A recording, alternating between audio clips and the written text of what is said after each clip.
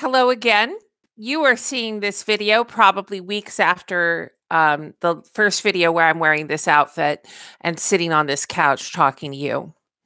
Um, but I'm making it immediately after I finished the first of the videos I'm making on finding the funny in Shakespeare and other authors in British literature. We talked in my last video about Charlie Chaplin's idea that tragedy happens in close up and comedy happens with a wide shot.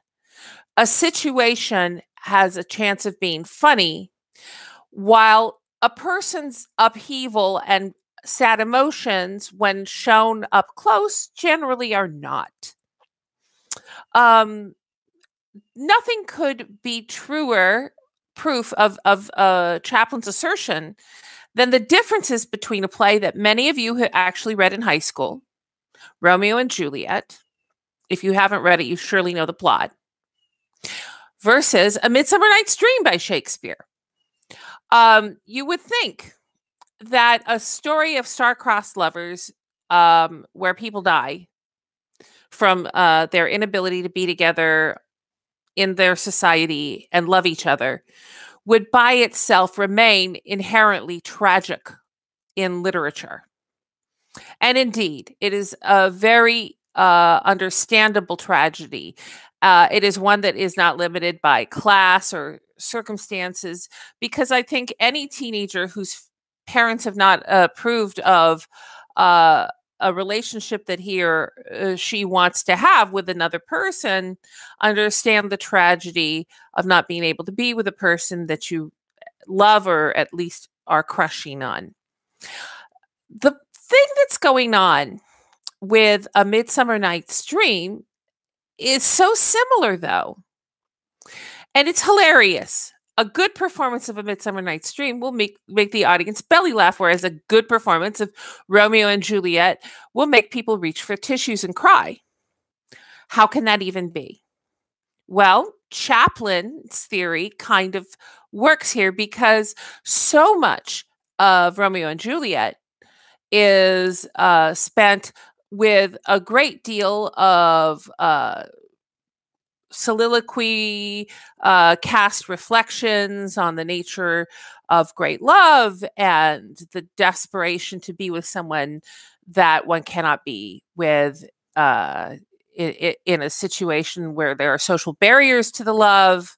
And I think that many people can understand how tragic that is and how the love is somehow more important in Romeo and Juliet than the social barriers that would prevent such love relationships from becoming accepted. But Midsummer Night's Dream is about people who are in love and can't be together. And it's hilarious because love itself can be, as Shakespeare portrays it in Romeo and Juliet, noble, perhaps the highest pursuit of the individual. He has characters who are teenagers speaking in beautiful sonnets to one another at a balcony. We are enraptured by the language. And yet we have these people who go off into the woods to frankly act stupid, act like animals. And we have intervention of the kind that love itself is. Love itself seems to be a mischievous and magical thing that happens to us. Surely, I'm not asking you to name names, but surely you have had an inappropriate crush. I'm just guessing. Or someone has had an inappropriately liked someone. All of a sudden you realize, what was I thinking? That person is not for me. I want this other person. We really do that. And Shakespeare knew this, but he attributes the cause of this to magic, the kind of magic you encounter in the pagan woods, not in Christian ideas of agape love, as the Bible calls the higher love of people for one another and for God, but instead the mischief of fairies in the woods who play tricks on each other with potions and make it, and such stupidity as late night crushes can make a queen fall in love with a guy with the head of a donkey. It's funny, and yet we recognize ourselves very much in this situation, if we're quite honest. I don't know what your love life is like right now. I hope it's happy. I can tell you, as somebody a bit older than you, that when I look back at some of the people that I thought were all that, just some of the guys that I was so crushing on hard, I cringe because I say, what was I thinking? And perhaps that's already happened to you, where you have had a crush which you would not want everyone to know about at this stage of your life. Possibly. I don't know. I don't wish it on you, but I think it's possible. The other things that happen, though, are in the play that more directly make a comment about the nature of comedy versus tragedy when discussing love are related to the players that come to the wedding of Theseus and Hippolyta. We end up with a wedding feast that includes a play which follows with Pyramus and Thisbe, the plot that is more or less employed by Shakespeare in Romeo and Juliet. He borrows liberally from the classical literature that the Renaissance had access to, and when he writes plays.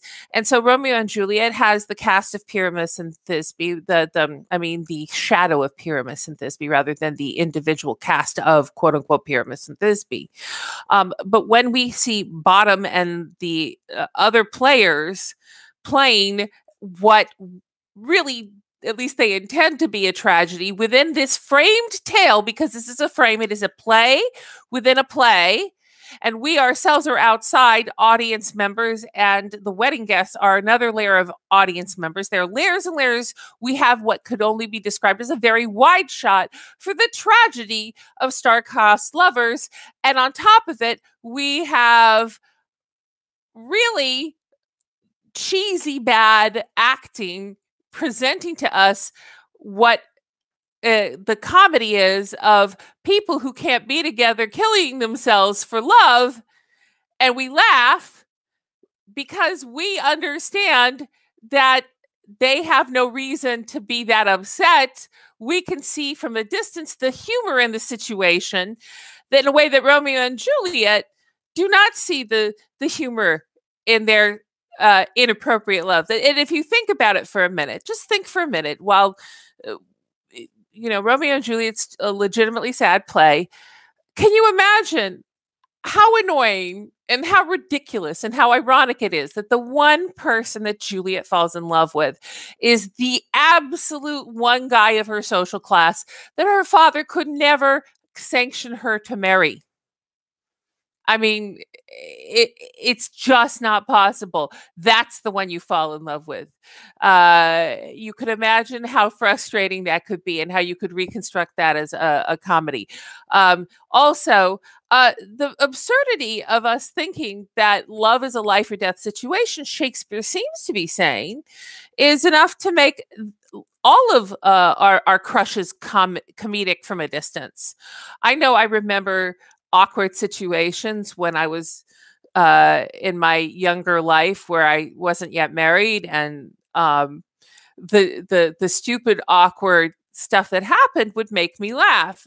Just the dumb stuff that I would do, that boys would do, and Shakespeare understands something that he doesn't come out and say in a very direct fashion about how stupid everyone is whenever he or she falls in love.